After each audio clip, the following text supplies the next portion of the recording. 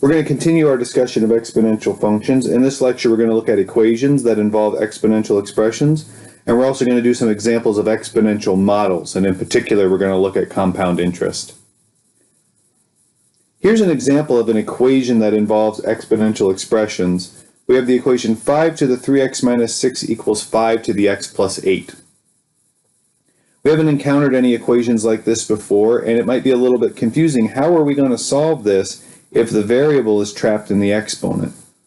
Well, in some situations, we can actually use the one-to-oneness property of exponential functions to help us out. Recall that f of x equals a to the x is a one-to-one function for all positive a not equal to 1. A to the m is equal to a to the n if and only if m equals n. The only way those could be equal is if the exponents are equal. That comes from the fact that these functions are one-to-one. So back to our example, we have two exponential expressions with the same base, and that base is positive and not equal to 1. And so the only way these two expressions could be equal is if their exponents were equal. We can just set the exponents equal to each other. I want to point out that we're not dividing by 5 or canceling the 5s. We're able to set these equal because these exponential functions are one-to-one. The only way 5 to one power can be equal to 5 to another power is if those two powers are actually equal to each other. This is what it means for the functions to be one-to-one. Now we just solve this equation. This is easy to do. We subtract x from both sides. We're familiar enough with these, I think we can do both steps at once. We'll add 6 to both sides as well. We get 2x equals 14, and so x is equal to 7. Let's check to see if this is right. I'm going to let x equal 7 in the original equation. I get 5 to the 3 times 7 minus 6 equals 5 to the 7 plus 8. I'm asking if this is true. This is 5 to the 21 minus 6 is supposed to be equal to 5 to the 15th. So 5 to the 15th equals 5 to the 15th. Now I'm no human calculator, so I have no idea what 5 to the 15th is, but I guarantee it's equal to itself. 5 to the 15th is definitely equal to 5 to the 15th, so x equals 7 is the solution. It makes the statement true. So if you have two exponential expressions with the same base and they're equal to one another, then the exponents must be equal. So as long as you can apply that one-to-one property, you can just set the exponents equal to each other. You can't always do that right out of the gate though. Like look at this example. This says 1000 to the 2x plus 1 equals 10 to the 4x plus 1.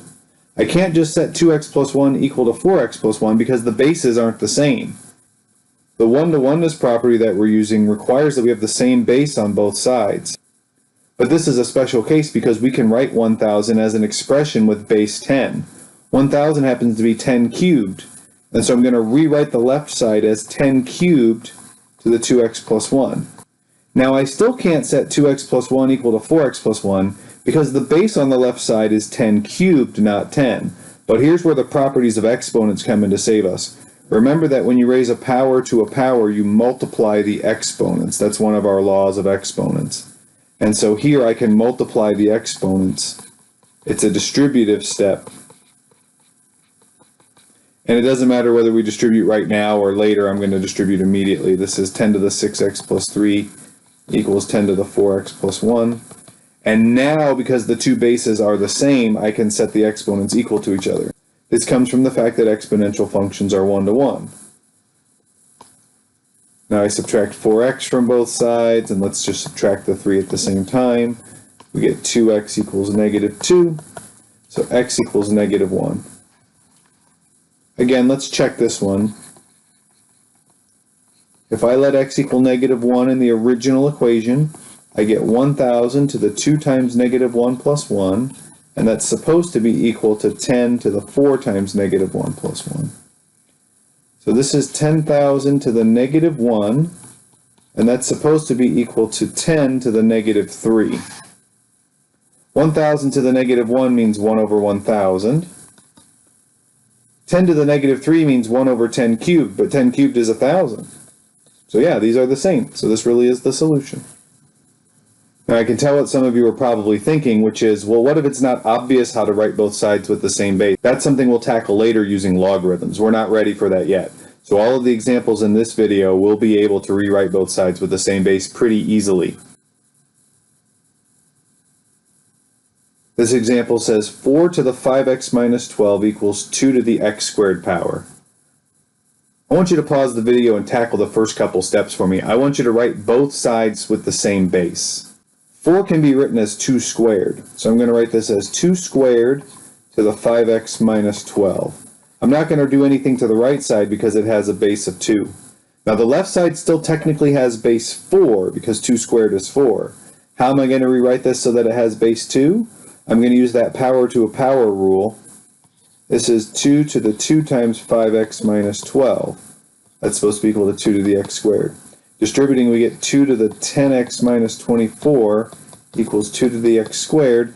And now, because I have the same base on both sides, I can set the exponents equal to one another. 10x minus 24 equals x squared. This is quadratic, so you probably want 0 on one side. So equals x squared minus 10x plus 24. We can factor. We get x minus 6 times x minus 4. And so we get two solutions here, x equals 6 or x equals 4. I'll leave it to you to check these, but they do both work. Let's look at one that seems a little bit trickier. This says 11 to the 2x minus 1 equals 1 over 11 to the 7 minus x. I want to rewrite both sides with the same base, and I recognize that 1 over 11 is just the reciprocal of 11. So I can use an exponent of negative 1 on that side. This is just 11 to the negative 1 to the 7 minus x power. Notice that this side is still written with a base of 1 over 11. 11 to the negative 1 is 1 over 11. So I can't set these two exponents equal to each other. I have to somehow rewrite the right side with base 11 first. See if you can handle that. Pause the video. You do that by applying that property of exponents that says when you raise a power to a power, you multiply the exponent. I'm going to take negative 1 times 7 minus x. At this point, you might be feeling comfortable enough to distribute right away. I don't want to do that in our introductory video. I'm going to distribute in this step. And now the two bases are 11, so I can set the exponents equal to one another. And let's see, I would subtract x from both sides, add 1 to both sides, and we get x equals negative 6. One more example. 27 to the 5x plus 2 equals 9 to the 3x minus 8. I do this example because I would actually choose a base that you don't even see here. It is possible to write 27 as an exponential expression with base 9. It's 9 to the 3 halves. And you can write 9 as an exponential expression with base 27. It's 27 to the 2/3. But those might not be easy to see. So instead what I'm going to do is rewrite both sides. I know that 27 is 3 cubed. And I know 9 is 3 squared. I can't set the exponents equal to each other yet because the base on the left side is still 27. I've just rewritten it as 3 cubed. The base on the right side is still 9. I've just rewritten it as 3 squared. Finish this problem for me, please. Pause the video and knock this out.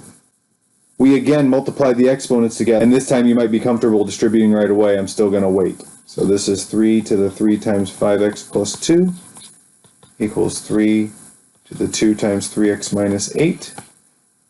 I distribute and get 3 to the 15x plus 6 equals 3 to the 6x minus 16.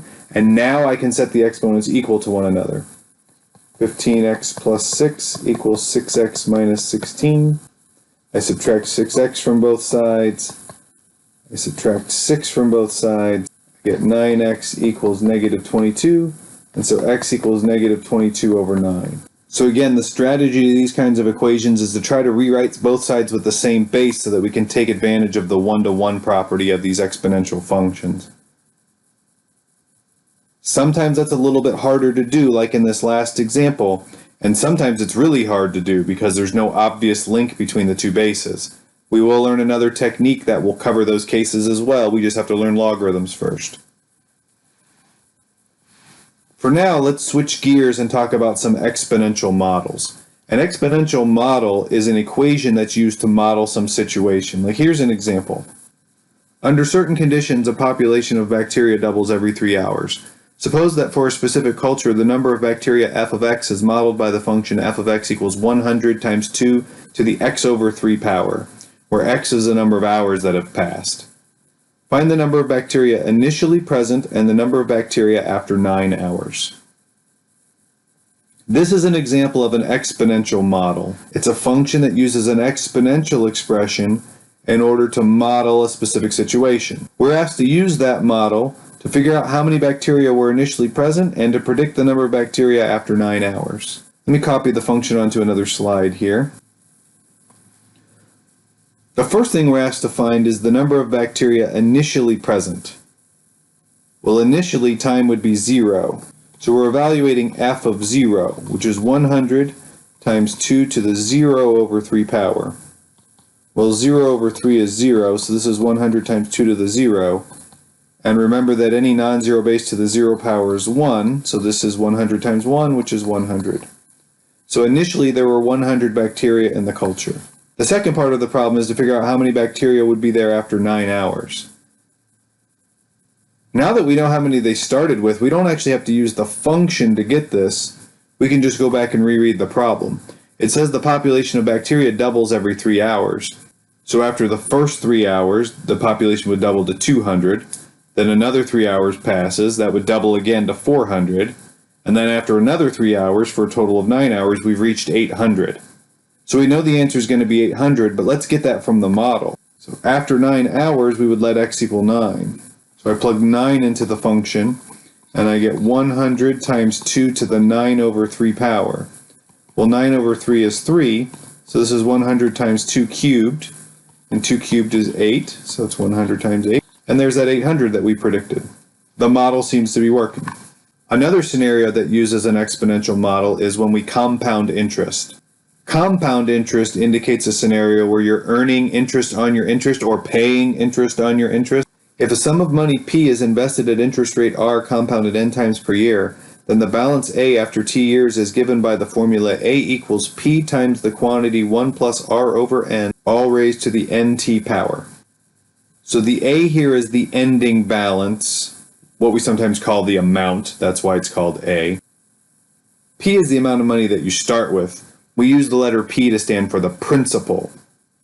It's like your initial investment or the initial amount borrowed. And then the interest is compounded n times per year, so we're going to divide the interest rate by n to slice up that rate over the year. And n times t is just the total number of compounding periods. So if you compound n times per year for t years, then the total number of times the interest is compounded is just n times t. This is the model for compound interest. Before we look at an example, let me give you some common compounding periods. We can compound the interest annually, which means that n is equal to 1. There's just one compounding period. We could compound it semi-annually, which means that n is equal to 2. We could compound it quarterly, which is 4 times per year, monthly, which is 12. For weekly, we use n equals 52. 52 weeks isn't quite a full year, but that's what we would use. For daily, we typically use 365. That wouldn't be true in a leap year, but that's the standard value that you use. It used to be the case that you would always use n equals 360 because it was an easier number to work with before calculators. There are some older textbooks that will tell you to use 360. We're going to use 365 because we've got these fancy graphing calculators. So let's start with an example where we can predict what the answer is going to be as long as we understand how compound interest works. If $20,000 is invested at 10% compounded semi-annually, how much will the investment be worth after 1 year? Now we're going to do this one with the formula and we're going to throw it into the calculator. But before we do that, let's do this one the long way because I think it will help you understand how compound interest works. So we're getting 10% compounded semi-annually. That means we're going to split that 10% into 2 parts. We're going to get 5% at the end of the first 6 months, and then we're going to get the other 5% at the end of the next 6 months, but it's going to compound the interest, so we're going to earn interest on our interest. So after 6 months, we have the $20,000 we invested plus 5% of the $20,000. So 5% times 20,000. That's 20,000 plus 1,000. 5% of 20,000 is 1,000. So now we have $21,000. Then we keep that money in there for another 6 months. So after another 6 months, we now have 21,000, and we're going to earn 5% on that new balance. we're not just getting 5% of the initial investment, we're also getting 5% of that extra 1,000 that we earned over the first 6 months. So this is 21,000 plus 1,050, which is $22,050. Okay, let's see what the model says. The model says that the balance is given by P times 1 plus R over N to the NT. Let me copy that on here. When I have a formula with this many symbols in it, I like to make a list of what I know and what I don't know. So A, well, we don't know A, that's the question. How much will it be worth? P, that's the initial investment, what we call the principal, that's 20,000. R is the interest rate, you want to put that in as a decimal, so 0.1 for 10%. N is 2, when you compound semi-annually, you're compounding twice per year. In the formula, you can see we're going to divide the interest rate by 2, just like we did when we worked it out the long way. T is 1 because it's 1 year. So our formula becomes A equals 20,000 times 1 plus 0.1 divided by 2 to the 2 times 1 power. Now we could put that into the calculator just like this, but I want to break this down a little bit. This is 20,000 times 1 plus 0.05 to the 2 power. 2 times 1 is 2. The exponent is now the total number of times that we compound interest in the investment. You can see we compounded it twice. The 0.05 is the 5% interest that we get at the end of each compounding period. And so this is 20,000 times 1.05 squared. And at this point, I think we're ready to put this into the calculator. 20,000 times 1.05 squared. And we get the $22,050 that we got when we did it the long way. You do not have to simplify the expression before you go to the calculator. You can just type 20,000 times the quantity 1 plus 0.1 divided by 2 raised to the 2 times 1 power. And if you have the older calculator like me, you're going to want to trap that arithmetic in parentheses. It's probably smarter to just do it. I mean, the calculator should be offended that we didn't do 2 times 1 ourselves. But if you're not going to do the arithmetic first because it's a little bit daunting, put it in parentheses. Unless you have one of the newer calculators, in which case you can just type it all in the superscript. Same answer. Let's do a similar example, but let's up the number of compounding periods. If $20,000 is invested at 10% compounded monthly, how much will the investment be worth after 1 year? This example is going to be much too difficult and arduous to do the long way. We would have to do 12 calculations with really nasty numbers. We're just going to jump straight to the formula. Because the interest is compounded monthly, we can use our compound formula. A equals P times 1 plus R over N to the NT power. Again, I like to make this list. A is the unknown. P is 20,000. R is still 0.1. N is now, monthly would be 12 times per year, so N is 12. T is still 1. I kept most of the values the same in this example because I want you to see the effect of compounding the interest more often. So we get A equals 20,000 times 1 plus 0.1 divided by 12 to the 12 times 1 power. Here, with the exception of simplifying the exponent, I wouldn't try to simplify anything else. 0.1 divided by 12 is going to be a non-terminating decimal, so it's not going to be as nice as the previous example. So it's best to just jump to the calculator right now. We're going to take 20,000 times 1 plus 0.1 divided by 12 to the 12 times 1 power, that's just to the 12th power. And we have $22,094 and about 26 cents. The natural place to round the answer is to the hundredths place. Compare that to our previous answer of $22,050. You can see by compounding the interest more often, we wind up making a little more money. Okay, let's do one more, and this one will show you the power of compound interest. If $20,000 is invested at 10% compounded monthly, how much will the investment be worth after 30 years? So instead of just letting it sit there for 1 year, let's see what happens after 30 years. So we're using the compound interest formula again. A is the unknown, P is still 20,000. R is still 0.1. N is 12 because we're compounding monthly. And T is 30 because we're letting it sit there for 30 years. So this becomes A equals 20,000 times 1 plus 0.1 divided by 12 to the 12 times 30 power. Now 12 times 30 isn't that difficult to do, that's 360, but I'm actually going to leave it like this when I go to the calculator so I can show you the syntax if you have an older calculator like I do. This is 20,000 times 1 plus 0.1 divided by 12. And you have to raise this to the 12 times 30 power by using parentheses. If you don't put the parentheses there, the calculator is so strict about the order of operations, it's only going to raise it to the 12th power and then multiply the result by 30, which is not what we want to do. And look at that massive growth. We started with $20,000, and after 30 years, it's grown to almost $400,000. This is $396,747.99. Don't want to leave off those 99 cents. Now, $20,000 is a decent chunk of change. Not everybody can just plunk $20,000 down. And getting a 10% rate of return isn't something that you can count on. But you can see the power of compound interest. By just letting the money sit there and accumulate interest on the interest, the investment here has grown to almost 20 times its initial size. This formula is kind of fun to play around with, like pick a number, like a dream investment amount here, give yourself a reasonable rate of return, and ask yourself what happens if you let this money sit there for 20 years, or 40 years, or 45 years, and see what you got. Kind of fun. Maybe not. Shut up. I don't like the things you like, so there. Let's try one more from the borrower's perspective. A furniture store extends credit to its customers. They offer a 2-year period where no payments are required. However, the interest on the balance accrues at 19% compounded daily until the purchase is paid off. Suppose a customer spends $4,600 using this credit line, but chooses to make no payments over the 2-year period after purchase. Find the amount owed when the grace period expires.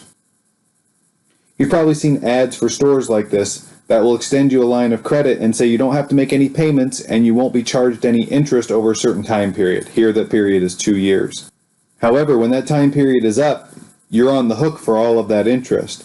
And in this example, it's 19% compounded daily. And that might sound extreme, but the first store I looked up, the first major chain that I looked up that does this, charges 29.99% interest compounded daily. So I actually took this back a little bit to only 19%. So this is a realistic scenario. The customer borrowed $4,600 using the credit line, and they didn't pay anything, so their interest is just piling up. How much are they going to owe at the end? Now, if the customer doesn't understand the scenario, they might say, well, at worst, I'm going to pay 19% of the $4,600. But that's what we call simple interest, and that's not what's being offered here. Here it says we're paying 19% compounded daily over the entire period, which is a 2-year time period. So the interest is going to grow well beyond that $900 if you don't make any payments. Let's figure it out. We know the formula for compound interest is A equals P times 1 plus R over N to the NT power. A is the question, what is the balance? The principal is the amount that we borrowed, which is $4,600. The interest rate was 19%, that's 0.19. We're compounding daily, which is 365 times per year. And the time is the only thing you have to look for here. We're not making any payments over the 2-year period, so the interest is accruing over those 2 years. T is 2. So setting up the formula, we get A equals 4,600 times 1 plus 0.19 divided by 365, all raised to the 365 times 2 power. Now 365 times 2 is 730, that's not hard to do. But just to make sure that you understand the calculator syntax, I'm going to leave it like this and type it in using parentheses. So this is 4,600 times 1 plus 0.19 divided by 365 raised to the 365 times 2 power. And notice that I put the exponent in parentheses to make sure that all of that becomes the power. If I don't type the parentheses, it's just going to raise it to the 365th power and then multiply by 2, which is not what we want. So the balance grows to $6,725.84. So if we subtract these two numbers, we find the amount of interest that the person is paying. That's over $2,100 in interest. That's almost half of the purchase price. Assuming a customer has the means, they definitely want to pay off the balance before the 2-year time period expires because they don't want to be on the hook for all of that interest. Okay, so we solved some equations with exponential expressions, and we kind of changed gears and did some exponential models. If you have any questions about any of the examples that we did or any of the problems that you're trying on your own, just reach out to me. You can see me in an office hour or shoot me some emails.